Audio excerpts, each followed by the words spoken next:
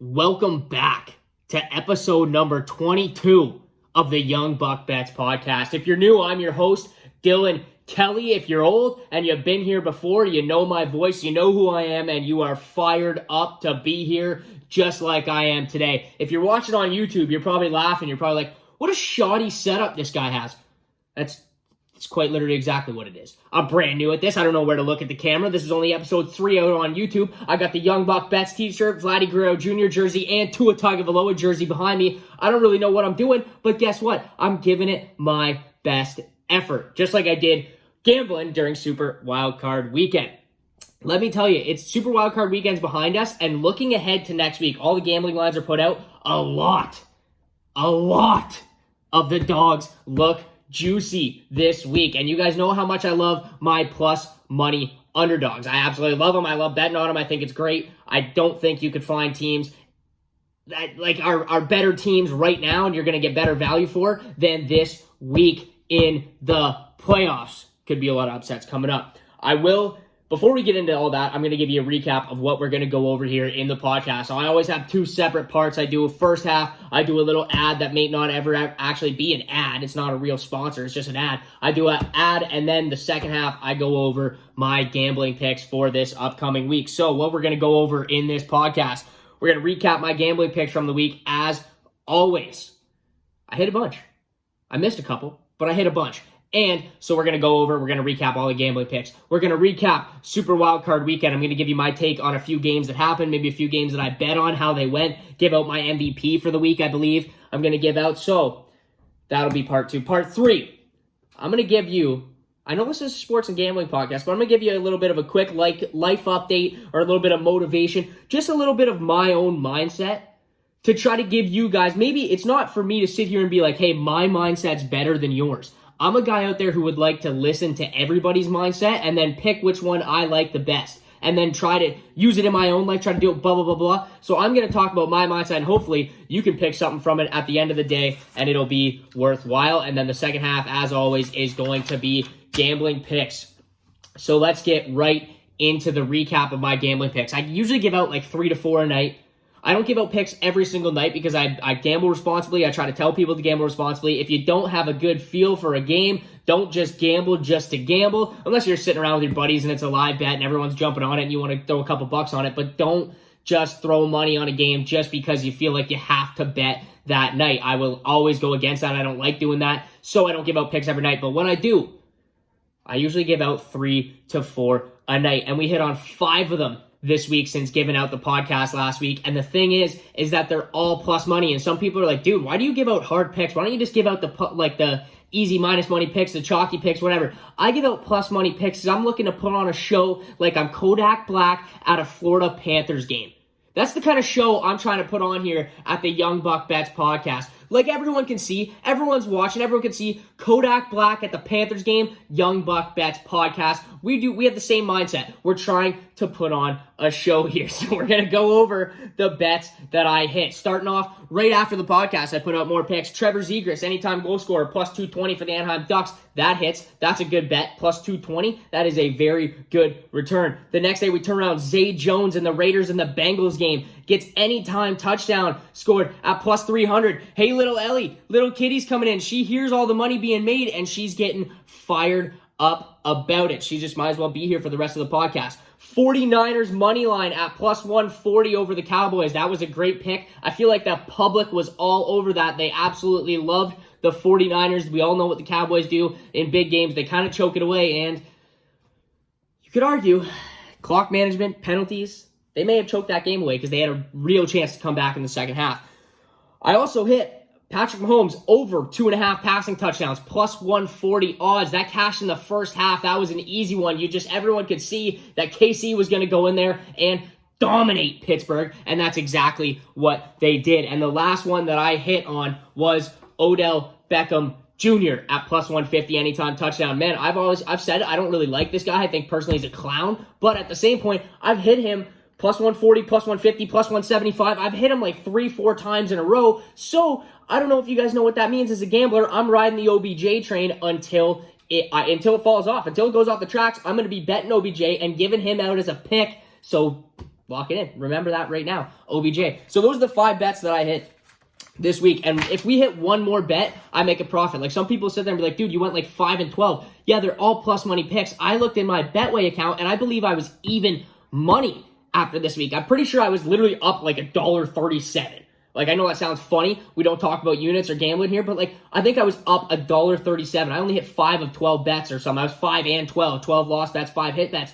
One more hit bet and we make a profit. And imagine if it's a plus 300, plus 400, plus 220 even. We make a good profit. So we're knocking on the door. We are 1 week away from having a massive week. We had one a couple weeks ago when Harrison Bryant hit. All we needed was one more to make a profit, and Harrison Bryant hit at plus 1,200. Good little money in the pocket there. So, all in all, it was a great weekend. It was a great weekend of gambling, great week of gambling, but it was a great week for the super wild card weekend. So, I'm going to recap it a little bit here. I'm going to start off. There's a lot of great games. There was none better than the 49ers versus the Cowboys.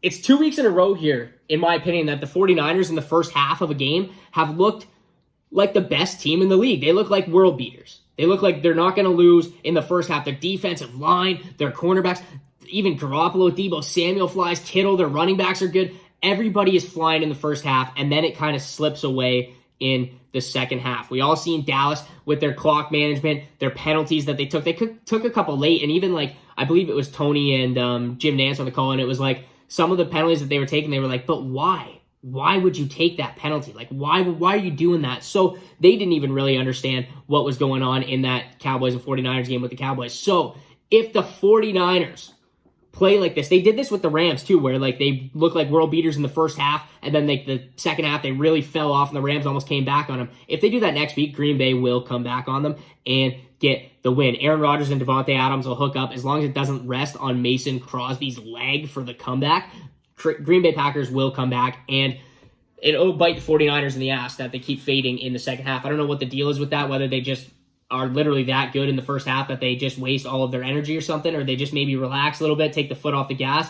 But if they're going to win a Super Bowl, you're going to have to be that team that you are in the first half for whatever, like all 4 quarters. You can't just play it in the first half and then just be like, yeah, we're just going to relax and rely on good luck and some defensive penalty calls to win the game. It's just not going to happen, especially against a team like Green Bay or like Tampa Bay with Tom Brady running down the field. The next game that I want to talk about, Bills versus the Patriots. And I was wrong on this one. I bet on the Patriots, but I also said, like I did this in the national championship game where I bet on Nick Saban too. And I said, this is a hill that I'm willing to die on.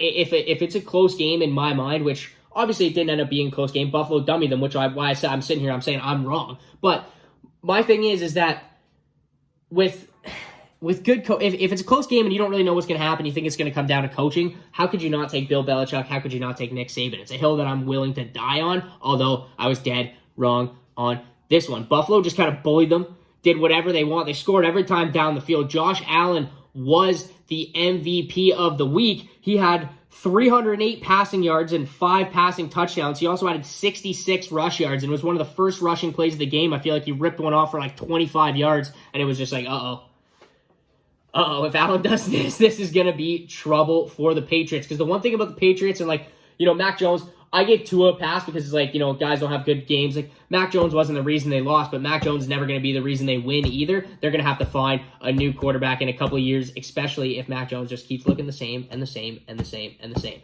Stephen Che from Barstool says it. He kind of has a skill set that grows on trees. But moving on, Raiders versus the Bengals. This was a good game too. I was on the Bengals. I thought the Bengals were going to kill the Raiders. I think Raiders Super Bowl was last week in Week 18 against the Chargers, getting into the playoffs. I think that was their Super Bowl. I think they were okay with that. They've overcome a ton of adversity, losing Gruden, losing their star cornerback. I think it was like Arnett maybe, and then losing Henry Ruggs as well. They've been through the ringer. So just to get to the playoffs was something they could hang their hat on. Their Super Bowl was in Week 18. I am all in on Joe Burrow, dude. Like everybody's talking about that whistle. That whistle didn't have it. I like Big Cat, what he said. I know I'm keep quoting Barstool guys, but Big Cat, what he said is 2 things can be true at the same time. Yes, the play shouldn't have happened or shouldn't have been allowed because the whistle went. And also, it can be true that the whistle didn't affect the play at all. Like, it would have been a touchdown whether the whistle blew or not. But 2 things are allowed to be true at the same time, and I completely agree with that, and that's what I think happened in that one. I know they're dogs this week, the Bengals are, and I'd be shocked if I'm not on the Bengals. I think they're gonna. I'm ready to die on the Joey B hill. Just like I said, I was dying on the Nick Saban, Bill Belichick hill. Joey B's getting up there for me. I'm almost willing to die on this Joey B hill already. This guy might be the coldest man in sports. The next game I'm recapping. That was it. Those are the games that I want to recap. The Chiefs, the Bucks, and the Rams all got through easy. The Rams looked really good against the Cardinals. Kyler Murray did not look good. But the Rams looking this good at this time could mean one thing. And if you've watched sports for a long time, you know the playoffs are all about one thing. And it's if your team can just click at the right time. We've all seen teams that are 8 seeds in NHL or MLB or whatever. They're the final seed. They get in through the wild card. They barely sneak in an extra inning game or overtime or whatever. And then they go on to win the cup.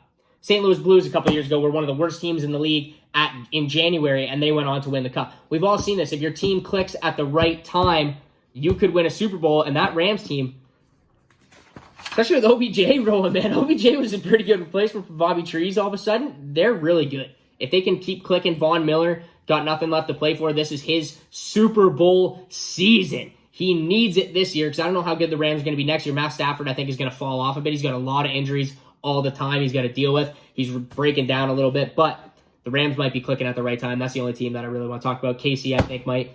KC versus Buffalo is a game that I can't wait for. Like, I have to go to work. I wake up at like 3:40 in the morning or 4 o'clock in the morning for my work all the time. But when I'm watching some games like that, KC versus Buffalo, I have to stay up and watch the whole game. So I only get like 2.5 hours of sleep, and then I'm up the next day tweeting, setting out picks, whatever else. I'm grinding out here. Someone's got to pat me on the back, so I had to do it. A couple notes from my notebook. I just feel like they had to be shared. A couple notes from my notebook from the week. Joe Burrow is the coldest man in sports. I don't think that's arguable. Joe Burrow is the coldest man in sports.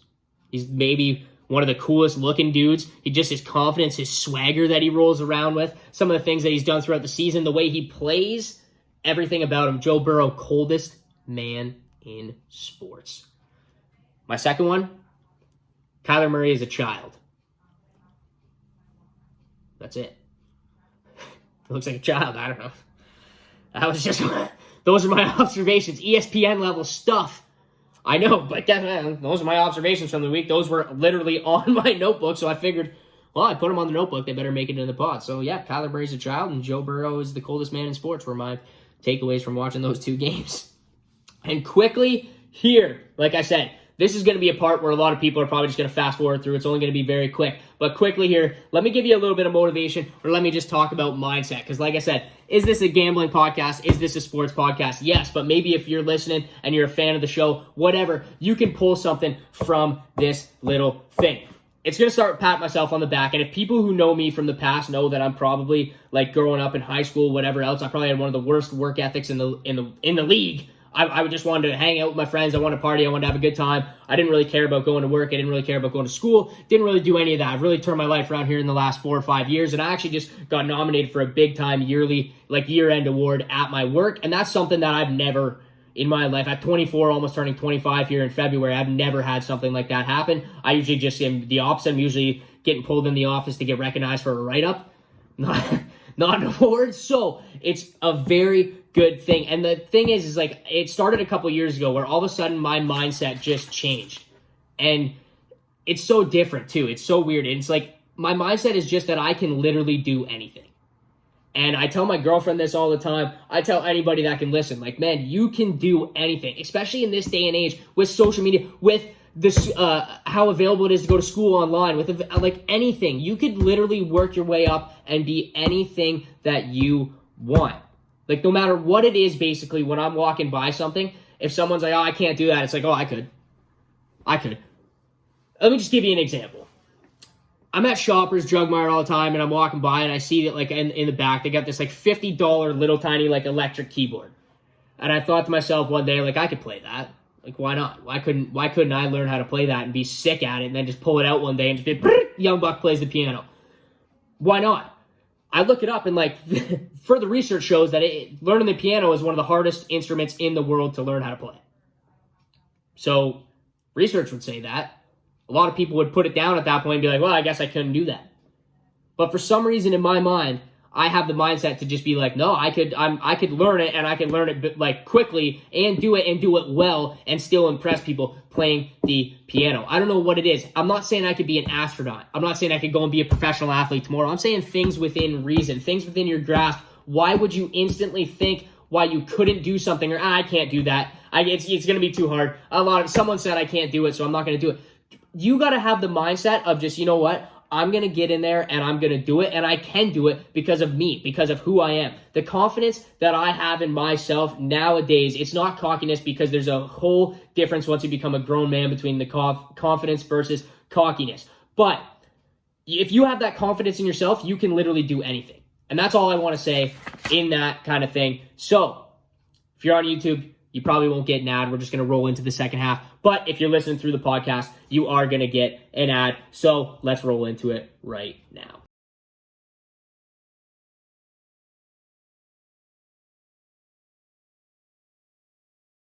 We're back. If you're on the podcast form, you just got the nice, smooth peanut butter ad, which I love. So we're going to roll on. Had nothing to do with anything, but we're going to roll on to my picks for week 2 of the NFL playoffs.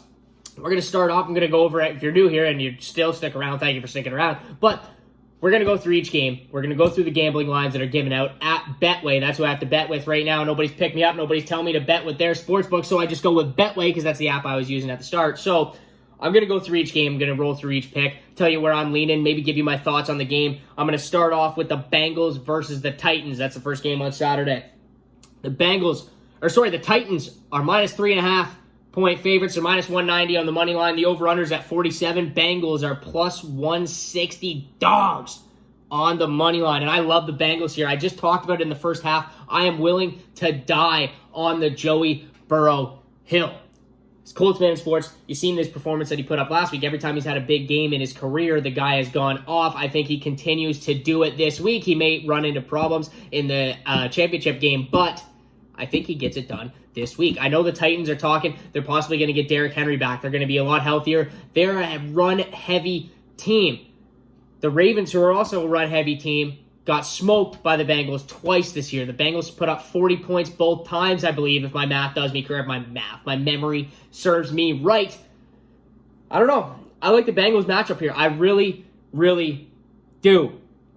Joe Burrow, you can put him in that class with Aaron Rodgers, Tom Brady right now, where it's like Joe Burrow is not going to lose this ball game. These teams are too evenly matched to not take the X factor, as we would say in Madden.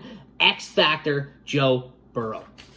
So my early lean is going to be, and when I say early lean, I mean I'm 100% going to hammer the Bengals money line at plus 160, or when I actually go to bet it on Thursday or Friday, I'm going to hit it at whatever it is. Plus 160, plus 150, even if it goes up to plus 175, I'm hammering that thing. The next game is the 49ers versus the Packers, and I love this game too. This is going to be a great game. There's 4 really good games here, and this is exactly what we want come playoff time. We don't want any bad matchups. We want nothing but great games, and this one is no exception. 49ers versus the Packers. Packers are 6-point favorites, minus 260 on the money line. The over-under set at 47, and the 49ers are plus 205 dogs on the money line. And this is the one where, like I was telling people, the 49ers are on a run here. They're on a tear. They could go to the Super Bowl. The 49ers are clicking.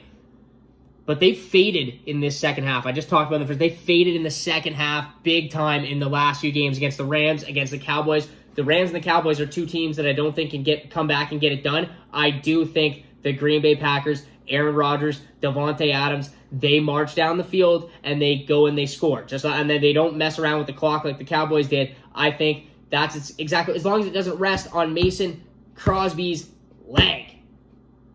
Another thing that I kind of want to put in a prediction here, I can see this, and like I keep talking about it, and I'm just going to talk it into existence. This is going to be an Aaron Rodgers late game drive where he gets the ball, and they're down 4, they're down 6, maybe they're even down 7. It's to tie the game and send this game into overtime, and he gets the ball with like a minute 40 left, maybe 1 timeout or no timeouts left, and he gets them all the way down the field, scores a touchdown. This is Aaron Rodgers to a team.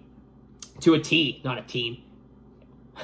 I don't know what I'm doing here. But Aaron Rodgers is going to win the Green Bay Packers that game. Like I said, the 49ers fading in the second half. It's what's really kind of grinding my gears here. I just think the Packers are too good of a team to not come back in the second half and win. So I guess my picks would be like, it's -6. So like 49ers spread. Like I think it's going to be a late game field goal, late game touchdown. Like it's going to maybe San Francisco spread. Green Bay money line if you could find a good little parlay piece with it because it's -260.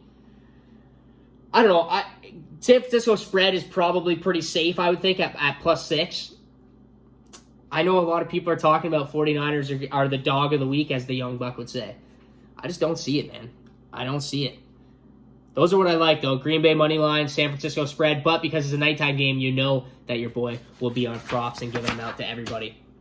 The next game on Sunday is the Rams versus the Bucks. The Bucks are 3-point favorites, -150 on the money line. The over-under set at 48.5, and the Rams are +130 dogs after a really good performance against the Cardinals. I know, like I said, in the first half, Kyler Murray did look like a child out there. He didn't look like he had been playing football for a little bit. I seen he blocked PNT on Twitter. That's hilarious. But I don't know. I think the Rams are clicking at the right time here. It's just they got a couple guys that are in their Super Bowl season here, and they got a couple guys like Matty Stafford.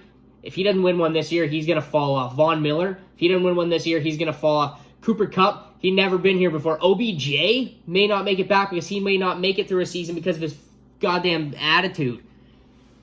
There's a lot of guys that are just clicking at the right time here and are really buying into just being like, let's go win a bowl right now, and then we'll all go our separate ways and do our own shit after this, except for Kupp and Stafford, I feel like.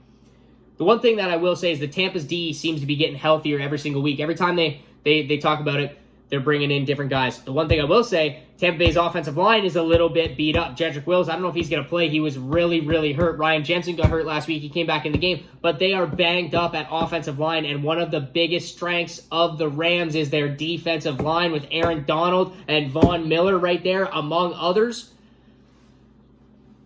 I like the Rams, dude. I like the Rams. +130 on the money line. That's 2 dogs already of the 3 or 4 games. That's 2 dogs already.